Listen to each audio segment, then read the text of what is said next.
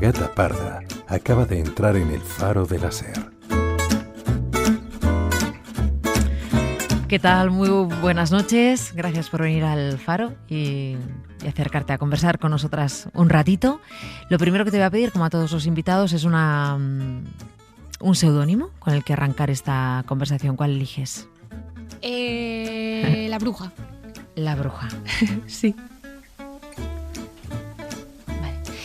Como este programa lleva este título, El Faro, nosotros arrancamos este viaje, esta conversación, preguntándoos por vuestra relación con el mar. Lo que pasa es que yo te voy a llevar a un mar desde una playa concreta. Vale. La playa de Ollambre. Ahí va. En Cantabria. Sí. Voy mucho allí. Me gusta mucho esa zona porque están las montañas muy cerca también, que me van más, un poco más.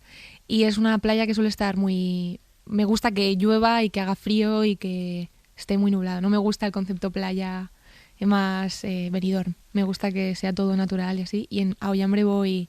O sea, es mi refugio de mi vida, de todo. Cuando estoy de vacaciones o cuando estamos componiendo el disco o cuando vamos a Ollambre. Y cuando el vínculo que tienes relacionado con el mar es de tu infancia, ¿a qué mar ibas? ¿O a qué playa? Al Cantábrico también. Al Cantábrico también. Sí, mi familia siempre ha tirado a Cantabria, mis abuelos, todos son cántabros de allí, de hecho hay un barrio con el apellido nuestro y todo, o sea, es como toda la familia es de allí. Y mi padre siempre pues me enseñaba las mareas, cómo funcionan las corrientes, porque es un mar un poco, pues más, tiene sus marejadas, tiene más carácter, y a mí me gusta el agua muy fría, el mar muy revuelto y cabreado. Uh-huh. Has hablado de la montaña. Sí. Cuando te preguntábamos por un sueño recurrente, hablabas del vértigo que sientes en una pesadilla casi, ¿no?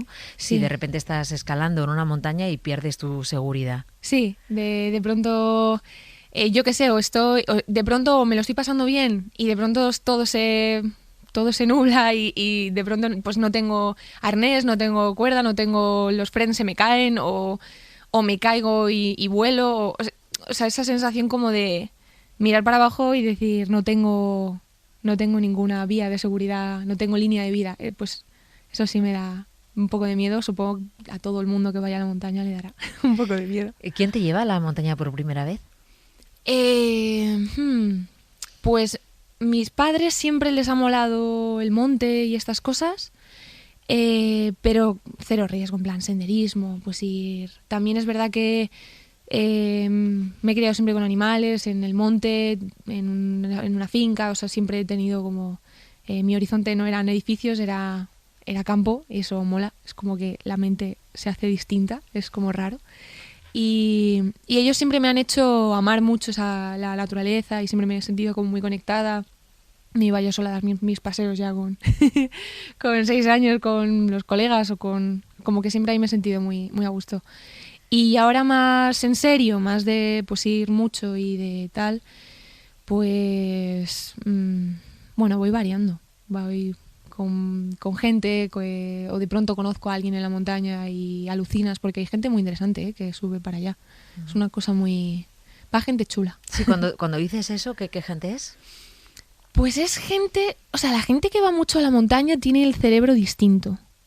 Incluso cuando estás en Madrid, en la ciudad, y hablas con ellos con ellas sobre lo que te provoca subir una montaña pues difícil, que tiene ciertos retos más técnicos, etcétera, te hablan con un amor y con una manera de ver la vida un poco distinta y con una fortaleza, o sea, te da como... tampoco quiero ser pesada, pero es que realmente esa gente, el cerebro se le empieza a configurar diferente, no sé por qué. Enseguida noto las personas que van a la montaña, personas que no lo aprecian o que no han vivido ese tipo de experiencias. Es raro. Bueno, la relación con el tiempo, no solo con el tiempo meteorológico, sino también con el tiempo físico, la sensación de vulnerabilidad que tiene alguien cuando se encuentra con la montaña, que es un emblema de la naturaleza. Supongo que el estar tú solo o sola expuesto a esa inmensidad y dormir ahí y que no haya ni un solo humano cerca más que tu grupo y así durante muchos días, o sea, es que es una experiencia un poco es que hay que subir ahí y ver todo lo que hay ahí para entender lo que es llegar a una cima y dormir y montarte tu campamento y comer una caca, ¿vale? Porque se suele comer muy mal cuando vas a la montaña, eso es así. Pero merece toda la pena. Luego llegas a casa y eres libre. O sea, es que las personas que van a la montaña son personas, no sé qué, buscan libertad. A mí me da esa sensación. Es donde más yo me siento, donde más libre me siento, donde más, no me preocupo por nada, solo por estar. Es muy guay. Habrá un montón de gente que está ahora mismo pensando, pero vamos a ver, habla así de la montaña, es que han traído a una escaladora, sin embargo has pronunciado la palabra disco. Sí. Pero todavía más gente se preguntará cómo ha dicho que en Cantabria, no sé si en Santander, hay un barrio con el nombre de sus abuelos. Claro, habrá alguno que esté pensando en esa copla, así que cuéntanos.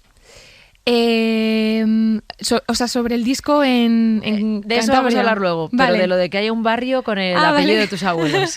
Y luego otra cosa que has comentado, que también te quiero preguntar. Hay un valle que se llama Liendo, que está muy cerquita de Bilbao. Ahora se ha masificado un poquito. Cuando yo era más pequeña, pues era una aldeíta muy pequeña, que mi padre también se ha criado ahí prácticamente. Hay un valle, este valle que se llama Liendo tiene un barrio en concreto que se llama, no lo voy a decir, porque entonces no lo puedo decir, y ahí se ha criado mi padre, ahí he ido yo muchísimo. Y además mi abuelo también estaba muy conectado con el mar, porque su padre era marinero, mercante, cosas locas de estas de hace muchos años, pues que se traía cocodrilos de América, movidas de estas de abuelos y bisabuelos. Y vivían todos allí, entre Bilbao y ese valle. Y las cenizas de mi abuelo y todo están en ese mar, en una playa por allí que se llama San Julián, que es preciosa porque es de arena negra de roca, que es de las únicas de la zona de color negra. Y para llegar hasta abajo pues hay una buena cuesta, o sea, tienes que bajar la montaña con las cabras al lado, bajas, llegas a la playa, que además suele estar muy brava, como a mí me gusta, y luego la subida pues ya te has secado. Oye, fíjate cómo de repente lo hemos relacionado todo. Sí. En un programa que se llama El Faro, empezamos preguntando por el mar, tú nos llevas a las montañas y hemos vuelto al mar pensando en tus abuelos, sí. En tu abuelo. Sí, flipa. Bueno, vamos a ver. Otra imagen que me ha llamado la atención de este ratito de conversación que llevamos. Me he criado con animales, porque tú naces en Madrid, ¿no? Eres madrileña, vives en Villaviciosa durante tu infancia, adolescencia. O sea, el tema es que mi padre, cuando era joven, se dedicaba a criar caballos y a entrenar a gente para campeonatos y cosas así. Entonces siempre he estado con caballos sobre todo, pero con cualquier tipo de animal. O sea, siempre he estado con bichos y en la naturaleza. Siempre. Vale, ahora sí que voy a desvelar quién está detrás de esta bruja. Vale. Es Sandra de la Puerte. Ese es el apellido que no querías decir, porque decías, todo el mundo se va a enterar, ¿no? Bueno, en verdad es el barrio de La Portilla, porque ese es el apellido completo. Es que llamarse de La Portilla como proyecto es un poco largo. Así que, de la Porte. De la Porte es tu banda que tienes con Sergio, ¿no? Sí. Y creo que... ¿Por qué te has puesto la bruja? Pues justamente porque mi abuelo, el que sus cenizas acabaron en San Julián, allí me llamaba así siempre. Siempre me llamaba la bruja. Y bueno, ya murió. Yo casi ni le conocí, por desgracia, pero mi padre a veces también que me llama así.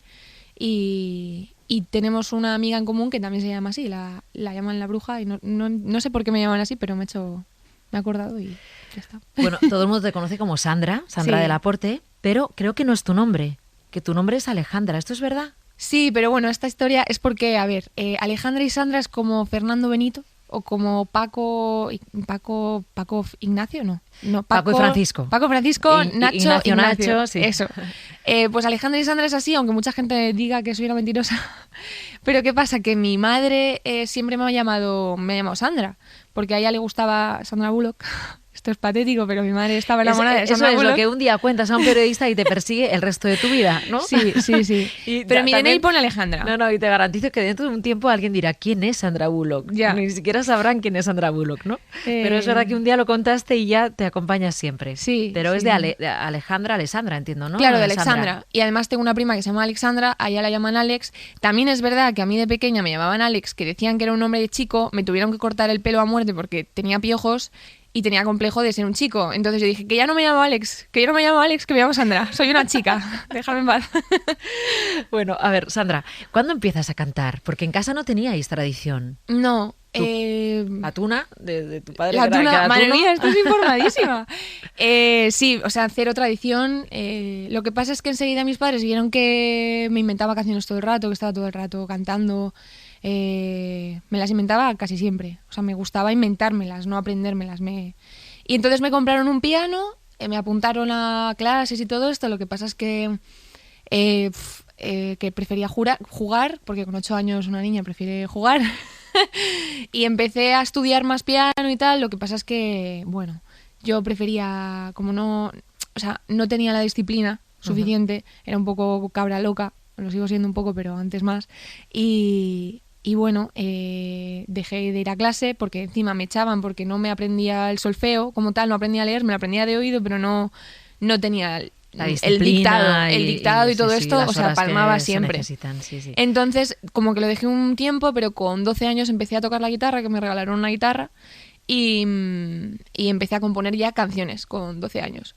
Y a partir de ahí, como que a los 15 o así, conocí a unos músicos, hicimos como un grupete en plan adolescente y así, empezamos a dar conciertos, a girar, luego empecé a estudiar más jazz, empecé también a estudiar canto lírico con 13, 14 años, hasta cuando murió mi profe de canto con 23 años o así que murió, cuando yo tenía 23. Tú tenías 23, sí, y murió ya. Y murió, al principio tenía una chica, pero el que más me enseñó, sí, murió de un infarto de pronto. ¿Te afectó, no? O sea, sí, porque era como mi mentor, claro, tú imagínate, tu profesor de canto que era como... ¿Cómo se llamaba?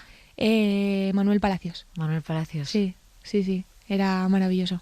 Y bueno, además ¿Cómo eran las clases con Manuel Palacios? Pues él estaba muy loco y me gustaba por eso, porque era todo muy creativo. Y me enseñó a cantar de verdad y a no hacerme nada de daño y a poder cantar cualquier pieza de lírico o cualquier pieza de música moderna o cualquier pieza de pop. Y me llevaba a correr, me llevaba a cantar corriendo. O sea, me decía que o hacía deporte o no podía ser cantante, que los cantantes son atletas. Me enseñó a cuidar todos los aspectos de mi voz como si fuera oro. Me enseñó a valorar mi voz y a madurarla bien de verdad. Y llegó un momento que yo alucinaba porque tenía el control absoluto de mi voz. Y era alucinante, o sea, podía cantar cualquier cosa. ¿Él llegó a ver tu éxito? ¿Ha llegado a ver cuando sales en la canción que se hizo tan famosos en Fama Bailar, o ha visto alguno de tus 2 discos? O sea, ¿llegó a ver tu vida profesional? Él empezó a ver cómo la curva empezaba a crecer, pero no ha llegado a ver todo de verdad, porque... ¿Tú has llegado a regalarle un disco como anoche? No, porque le pilló justo cuando yo estaba con Delaporte empezando, que estaba acabando la carrera de psicología. Él me decía todo el rato, dedícate a la música, tú solo la música, olvídate de lo demás, porque él tuvo que estudiar medicina, él era dentista, pero toda su vida estuvo cantando. De hecho, pues cantaba piezas de Brahms que llorabas, o sea, era una cosa... y sus hijos son músicos prodigios, su mujer también, o sea, un escándalo. Y de todo de clásico. Y él me animaba todo el rato a tú a lo tuyo, tú con tu música, y por desgracia murió un poco antes de que se viera realmente que esto iba bien de verdad, porque claro, hasta que no acabé la carrera no empecé a dedicarme en cuerpo y alma solo a Delaporte, porque la única manera de dedicarte a algo y que vaya bien es dedicando el 100% de tu tiempo, si no es un poco más complicado. ¿Cuántos años tienes? ¿25? 26 ahora. 26. ¿Cuánto te habrás acordado de Manuel, Un montón. Pues mira, cada vez que me duele un poco la voz, o cada vez que... Porque cuando hablo... hablo peor que canto, ¿vale? Entonces cuando él me escuchaba hablar y notaba aún así, me dice, estoy escuchando Parásitos, calienta la voz, estoy escuchando. Entonces, porque estas cositas raras de la voz a él le ponían muy nervioso. Entonces, venga, a calentar, venga, tú puedes llegar más alto. Y gracias a él aprendí, me explotó mi registro y mi tesitura muchísimo hasta el punto de ser soprano ligero, que yo no sabía que era eso, y podía hacer sobreagudos y cosas impresionantes con la voz que de otra manera no habría alcanzado ese potencial. Bueno, Sandra, voy a hablar ahora un poquito de tu relación con Sergio, ¿no? no sé si esto es verdad, que él se quedó fascinado cuando te oyó cantar Escuela de Calor. Así, bueno, nos admiramos mucho mutuamente. Yo le quiero tantísimo y vale, supongo que a mí también. Muchos oyentes no conocen tu música, aunque bueno, vamos a escucharla y vamos a ponerla también al final de esta entrevista, pero sí conocen Escuela de Calor. Sí. Entonces, por favor, te voy a pedir que nos cantes un poquito de eso que alguien oyó y te dijo, tienes que empezar a cantar en español, porque me gusta mucho. O sea, que cante un trocito. Sí, un poco, sí. Vale. Arde la calle al sol de poniente, hay tribus ocultas cerca del río, esperando a que caiga la noche. Hace falta valor. Ven a la escuela de calor. Por ejemplo, yo qué sé. Ay, genial. Y bueno, y ahora te voy a llevar a otro lugar que no tiene nada que ver con este. Estás metida dentro de un armario. Vale. Llena de abrigos. Sí. Para insonorizar. Para insonorizar un armario, en realidad, ¿no? Sí. Vale, cuéntanos eso. Pues ese es nuestro estudio. Ahí es donde se graban los discos de Delaporte, en un armario lleno de abrigos de la ex de Sergio, de la ex de hace 5 años de Sergio, y espero que no lo reclame nunca porque el sonido de Delaporte son sus abrigos. Vale, pero explícalo bien, o sea, necesitas que no haya nada, ¿no? Para la música que hacéis, que esté insonorizado completamente. Entonces no tenéis oportunidad de ir, entiendo, en el primer disco, no sé si en este segundo, Las Montañas, habéis tenido oportunidad de grabar en un estudio en condiciones donde no necesites estar con abrigos. A ver, los recursos ya los tenemos, o sea, ya somos gente de recursos, gente pues bueno, con sus ingresos, ¿no? Pero ¿qué pasa? Que como que damos más valor a tener esa intimidad y que las tomas transmitan más verdad, estando en un sitio más caca, a irte a un estudio increíble de 1.000 euros las 3 horas para estar incómoda, estar con prisas, estar con un equipo de, no sé, 5 personas ahí mirándote fijamente. Yo me siento más cómoda metida en el armario, en mi armario. Ese armario es mío, es intocable y yo quiero estar ahí. Yo prefiero estar ahí solo con Sergio diciendo, oye, esta toma tal. O sea, es que ahí me siento en casa. Bueno, y entonces que la ex no vaya a reclamar nunca un abrigo. Sí, eso es un poco nuestra esperanza. Yo creo que ya lo ha entendido, que no le devolvemos los abrigos. Tiene muchos. Bueno, este disco se llama Las Montañas. Claro, sí. Inevitablemente nos relaciona otra vez con el principio de esta entrevista, con lo que has dicho acerca de tu relación con las montañas, también con la escalada, con esa sensación de soledad y de estar solo con la gente con la que sientes complicidad, que es muy importante también en una montaña. O que incluso acabas de conocer y te has apuntado a una aventura con esas personas y es que conectas. O sea, es una cantidad de sensaciones, de adrenalina, no sé, supongo que a la gente igual le pasa a los gimnasios, pues a mí en las montañas. En la montaña. Pero mira, cuando has hablado del sueño, al principio, cuando te pedimos antes de esta entrevista que nos grabes en otro lugar un sueño en el estudio de aquí al lado, yo pensé que ibas a decir, y me llamaba mucho la atención porque hay muchos músicos que han dicho, salgo a un escenario repleto de gente y no... Y la cago, eso también me ha pasado, ¿no? Sí. Claro, yo pensaba, a mí lo que me da la atención es que yo había leído que tu pesadilla es que sales a un escenario donde hay 6.000 personas delante y lo que no funciona es el programa. Sí, no es tu voz, no. No te falla el micro, falla el programa, el ordenador. Eso nos ha pasado. O sea, ese es el mayor drama que le puede ocurrir a una persona a un grupo que hace música electrónica, que no va el ordenador nuestro, que no va el backup del ordenador, que no va nada. O sea, eso nos ha pasado y hay veces que últimamente lo sueño menos porque obviamente con la pandemia mundial que llevamos sin tocar 1000 años. Pero el año pasado yo me acuerdo, pues mínimo una vez por semana soñaba. Mira, una vez soñé que, hablar de sueños es un coñazo, pero os lo cuento. Soñé que el público eran como, yo qué sé, 7.000 niños y niñas. Y se burlaban de nosotros, como los niños son como son, y no funcionaba nada. Empezaban a reírse, empezaban a tirarnos los zapatos, o sea, drama y vergüenza máxima. Pero total. Sí. Porque si es gente adulta, pues a lo mejor dicen, uy, pobrecitos, claro. Mira estos, pero los niños... Porque ojo. Si os ha pasado alguna vez en un concierto, entiendo que lo único que se necesita es un poco de tiempo, porque al final se acaba solucionando, se tarda más o menos, pero al final siempre hay alguien que da con la tecla adecuada, con el cable que Sí. estaba de repente a su aire, ¿no? Siempre acaba solucionándose. Sí. Una vez, bueno, en Valencia hicimos un bolo en febrero, justo antes de la pandemia, y se me estropeó justo un cacharro mío.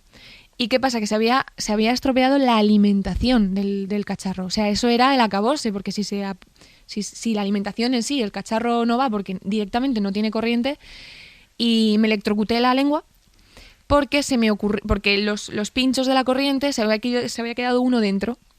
Y se me ocurrió, de las prisas, de la gente mirando, yo que sé, había 400 personas o 500 personas solo para nosotros viéndonos. Pues tú imagínate la ansiedad, ahí solo intentando solucionarlo, el técnico de sonido viniendo, corriendo.